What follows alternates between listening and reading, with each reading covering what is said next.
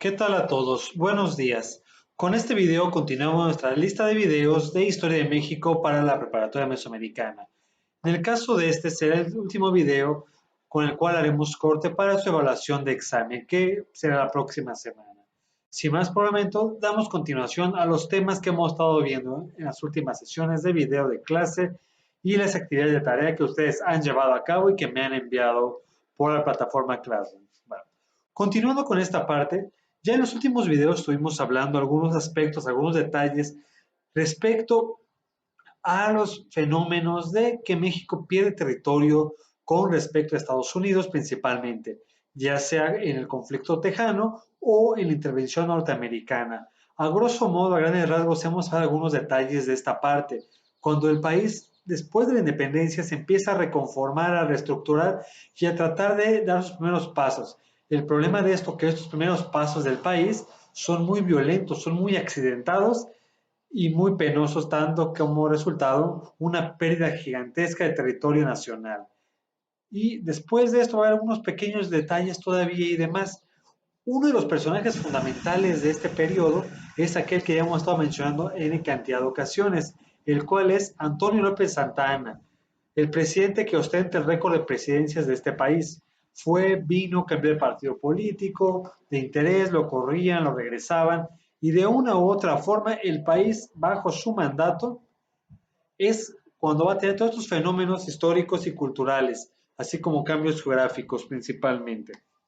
Bueno, continuando con esta parte entonces, estos fenómenos que vamos a tener como país o como conformación estructural de estos momentos van a dar como resultado que el país empiece a agarrar lenta y dolorosamente su paso para conformar la nueva idea de nación, la nueva idea de país, la nueva estructura que vamos a encontrar como nacimiento a esta nueva patria que es México.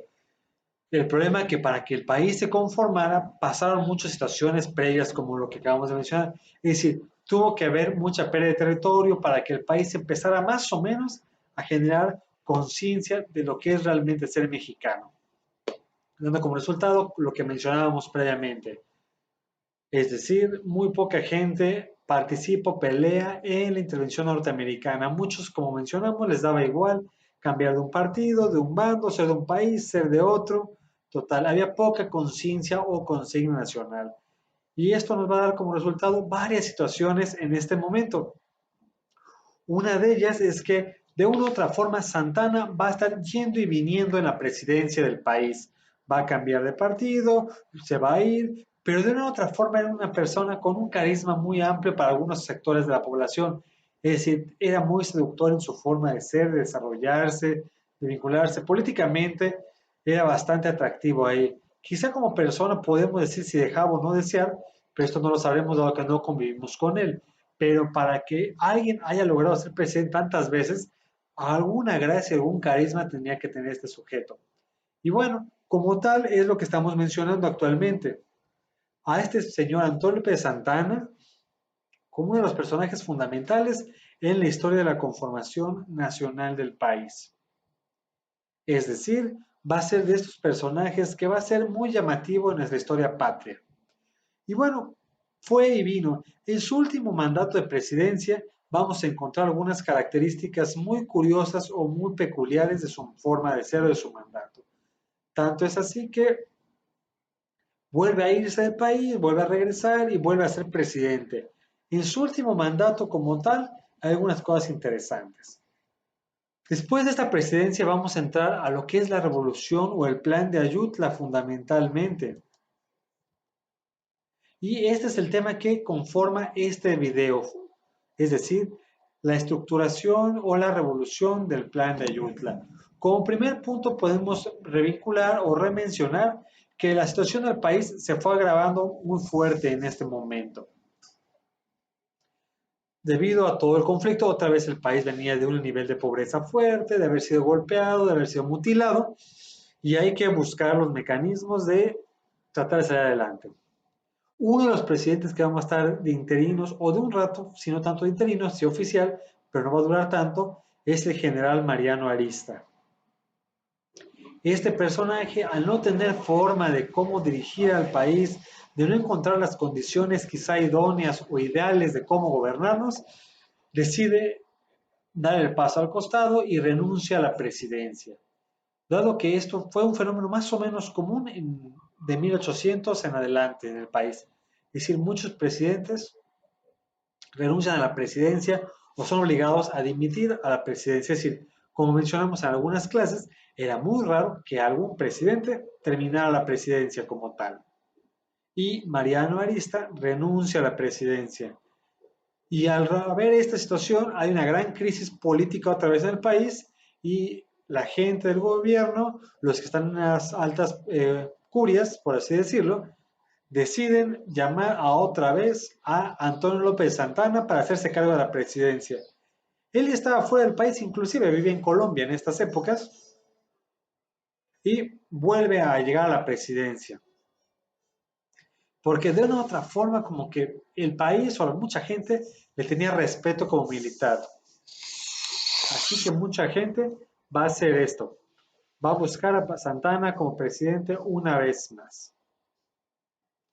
Se da el regreso de Antonio López Santana a la presidencia y para 1852 Santana vuelve a tomar el poder. Una vez más de tantas que vea, es decir, la decena de ocasiones, un poco más, que este señor se convierte en nuestro presidente. Pero en este último mandato de Santana, él centraliza el poder, es decir, aunque es una república, realmente se vuelve una república centralista, en donde todo el poder del país lo tiene Antonio López Santana, es decir, no hay gente, no hay otras organizaciones, otros sistemas que le puedan hacer sombra a Santana. Y se vuelve un poder centralista. La libertad de prensa, por así decirlo, casi desaparece y realmente desapareció porque la poca que había no podía hablar mucho de Santana. Y si hablaba, tenía que ser bien del señor. Es decir, libertad de prensa no existía. En este último mandato de Santana, el señor organiza aumentar el ejército. El ejército vuelve a tener poder. ¿Por qué? Para ser protegido por este mismo, para que tenga un órgano donde él poder hacer y deshacer con el país. Es decir, si él gobierna y dirige al país y dirige un ejército fuerte, o por lo menos que se haga cargo del orden del país, pues realmente es más complicado hacerle algo a Santana. Así que como medida importante, Santana reorganiza el ejército. Se reorganiza el colegio militar. Lo que actualmente conocemos, los que vamos a la Ciudad de México alguna vez como el colegio militar, la zona de Chapultepec, lo que está en la entrada de la Ciudad de México, en esta época empieza a organizarlo y darle otra vez importancia a esta zona para dar una formación a los jóvenes de tipo militarizado. Entre los aspectos positivos que va a tener Santana en su mandato es organizar de nuevo los caminos, es decir, empiezan a haber caminos para comunicar una ciudad de otra, quizá no los pueblos pequeños, pero sí las ciudades. Así que es importante en este periodo que Santana le da una reorganización a los caminos del país. Aparte de ello, esto como ya un poco muy negativo, un tanto extraño y exótico, Santana en su último mandato se autonombra su Alteza Serenísima. Es decir, si tú tenías que ir a ver a Santana, no tenías que dirigirte a él, por así decirlo, como señor presidente, no. Te presentabas y le decías Su Alteza Serenísima, don Antonio López de Santana. Es decir, era como que un título nobiliario. Él se autonombraba Su Alteza Serenísima. Hablamos de una persona con un ego muy grande, con un orgullo demasiado intenso. Bueno, dentro de lo más o menos rescatable de este periodo, también podemos hablar, jóvenes, que se hace la convocatoria para hacer el himno nacional mexicano. El himno que hasta la fecha seguimos cantando. Si bien no lo cantamos completo, pero sí parte de él. Y dado que algunas estrofas se iban quitando, porque también para que uno pudiera participar en este concurso, tenía que hablar de una u otra forma bien de la Torpe de Santana. Y las estrofas que ya no aparecen tienen algunos detalles que hablan bien de Santana. Alguna actividad se irá derivando con respecto a esta parte. Continuando entonces, ahí tanto es el conflicto de la gente en este momento que hay gente que se va a levantar en armas en contra de Santana.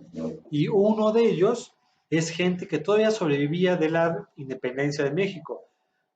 Y el que va a levantarse en armas es el general Juan Nepomuceno Almonte.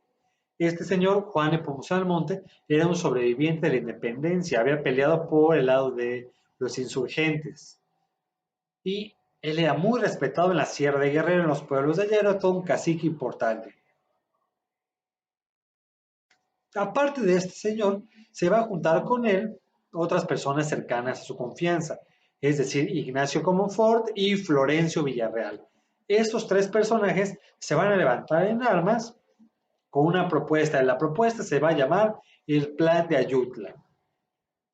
Y las propuestas que tiene este plan son las siguientes. Número uno, sacar a Santana y a sus funcionarios del gobierno. No merecen el poder, así que sacarlos, porque desmerecieron la confianza del pueblo, es decir, traicionaron al pueblo mexicano. Por eso hay que sacarlos, por casi traidores. Y se oponen a toda esta parte. Y van a buscar tener un presidente de carácter interino en lo que Santana se va del país y se hacen nuevas elecciones. De una u otra forma, este plan funciona, dado que el plan tiene como punto primordial defender los ideales de la independencia de México. Así que Santana pierde y se va del país, se va exiliado. Y es la última vez que veremos a Santana como presidente de México. Ya no volvió a regresar. Esta fecha como tal, Santana nunca regresó al país. Se hace un congreso extraordinario para ver quién va a gobernar el país.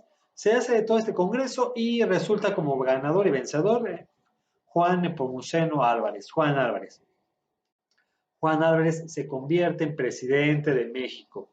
Y una de sus principales medidas, estuvo un poco tiempo relativamente Juan Álvarez, pero algo que es muy curioso, muy anecdótico, es que Juan Álvarez cambia la capital del país. Es decir, la capital de México ya no es lo que actualmente es la Ciudad de México o anteriormente Distrito Federal, sino que él traslada los poderes de la Unión a Cuernavaca. Y Cuernavaca se va a convertir, aunque sea por un ratito, en la capital de todo el país. Porque aquí están los poderes de la Unión. Recordando que es Cuernavaca la capital, no así el estado de Morelos, porque para esta época el estado de Morelos todavía no existe. Es decir, lo que actualmente es el territorio del estado de Morelos, en esta época pertenecía al estado de México. Es decir, años después, ya con Juárez como presidente de México, se hace un decreto, una ley, en donde se le quita un pedazo al Estado de México para que nazca un nuevo Estado, es decir, el Estado de Morelos. Por eso no podemos decir que Morelos fue alguna vez la capital del país, porque Morelos como tal no existía en esta época. Y bueno, continuando con esta parte entonces, Juan Álvarez traslada la capital aquí. Y él se apoyó en los principios liberales de la República, es reformar el pueblo, apoyar a la gente, transformar políticamente al país, es decir, pelear por los derechos de la gente en general, ¿no? Se hace toda esta parte y bueno, queda Juan Álvarez como presidente y Ignacio como Ford como su segundo al mando, como el siguiente personaje de poder. Santana, como mencionamos, se va del país, se va y Santana ya no vuelve a regresar, como acabo de mencionar. Aquí ya empiezan a aparecer en el gabinete de Juan Álvarez y de Comonfort gente que va a ser muy importante en los próximos años políticamente del país. Aparece Benito Juárez como ministro de Relaciones, ministro de Justicia Guillermo Prieto, ministro de Hacienda Comonfort y demás. Es decir, encontramos gente importante de una u otra forma aquí. Bueno, aparte de esto, en el mandato de Comonfort, perdón, de Juan Álvarez, va a haber algunas modificaciones y cambios. Se empieza a pensar la idea de hacer una nueva constitución política de México. Hay algunos problemas políticamente y así que Juan Álvarez decide renunciar a la presidencia, porque él era una persona mayor, una persona grande, Él considera, yo ya cumplí con el país, ya hice la guerra de la revolución de Ayutla, saqué a Santana del país, así que ahora que venga alguien más. Y quien sube a la presidencia es Ignacio Comonfort. En el mandato de Comonfort va a haber las primeras grandes modificaciones políticas del país. Con Comonfort hay una gran importancia a esto. Como tal, con Comonfort empiezan a decretarse las que van a llamarse después las leyes de reforma. Y como el nombre dice, reformar quiere decir cambiar de forma, cambiar de estructura, cambiar de actitud, todo lo que está pasando. La primera ley importante se le va a llamar Ley Lerdo, en honor a Sebastián Lerdo de Tejada, que lo vamos a encontrar aquí. La ley Lerdo consistía en desamortizar los bienes eclesiásticos. La palabra desamortizar significa desquitar. Mortis viene de muerte, es decir, quitar lo muerto a los bienes eclesiásticos. Bienes eclesiásticos son los bienes de la iglesia. Es decir, lo que hace Comonfort con esta ley Lerdo es quitarle la parte muerta o inútil a las posesiones de la iglesia. Es decir, si hay territorios, terrenos que no estén pagando, produciendo, el gobierno se los quita a la iglesia para que produzcan, para que paguen impuestos, para sembrar en ellos, para mejorar la economía, reactivar la economía y sanear las finanzas, que muy mal estábamos económicamente. Obviamente a la iglesia no le hace ninguna gracia que le quiten sus territorios, que no producían absolutamente nada, pero eran riquezas de la iglesia. Así que esta ley Lerdo tiene otras consecuencias, que algunas fincas, territorios que también aparentemente estaban muertos, pasan a manos de extranjeros, tuvo sus pros y contras esta ley. Otra ley importante es la ley Iglesias. Esta tiene que ver que regulaba el cobro de los derechos de las iglesias, derechos parroquiales. Ahora los trámites que actualmente pagamos al gobierno, civiles, en este caso nacimientos, defunciones, panteones, bodas, va a pagarse al gobierno, porque anteriormente todo este tipo de trámites eran exclusivamente para la iglesia. Es decir, con la ley Iglesias, en honor a José María Iglesias, se da esta parte. Le quitan estos negocios de la iglesia para pasarlos al gobierno. Entre estas leyes vamos a estar hablando un poco relativamente de la ley Juárez, la ley La Fragua, que posteriormente hablaremos de ellos. Aquí lo importante mencionar es que con la revolución de Ayutla empieza un gran cambio político, social y cultural en el país, porque el país va a avanzar ahora con gente de carácter liberal, gente que va a luchar por el pueblo, por las garantías individuales, un Benito Juárez, un Sebastián de Tejada, un Guillermo Prieto, un José de la Fragua, un José María Iglesias, es decir, gente que se preocupó y ocupó por las garantías del pueblo y que también va a chocar brutalmente contra la iglesia y contra los conservadores o la gente rica, porque les va a quitar muchísimos privilegios económicos, les va a quitar mucho poder a estos personajes y mucha economía. Por eso hasta la fecha, muchos personajes conservadores, católicos de la iglesia, no quieren lo más mínimo a Benito Juárez y su gente, por todos los privilegios económicos que les llega a quitar. Bueno, sin más por el momento, terminamos esta pequeña sesión de video para dar seguimiento a las actividades. Antes que nada, esperando que se encuentren bien y saludos a ustedes y sus familias. Seguimos en contacto y esperemos verlos pronto. Que estén bien y seguimos comunicados por las redes comunes, por WhatsApp, por YouTube, por Classroom, cualquier comentario. A las órdenes estamos aquí. Recuerden que la próxima semana es su examen y estaremos checando los mecanismos para esto. Que estén bien y un saludo a todos. Saludos en casa. Y parte de la decoración de la clase tenemos al Joker acompañando el video para hacer un poco más público esta parte. Nos vemos y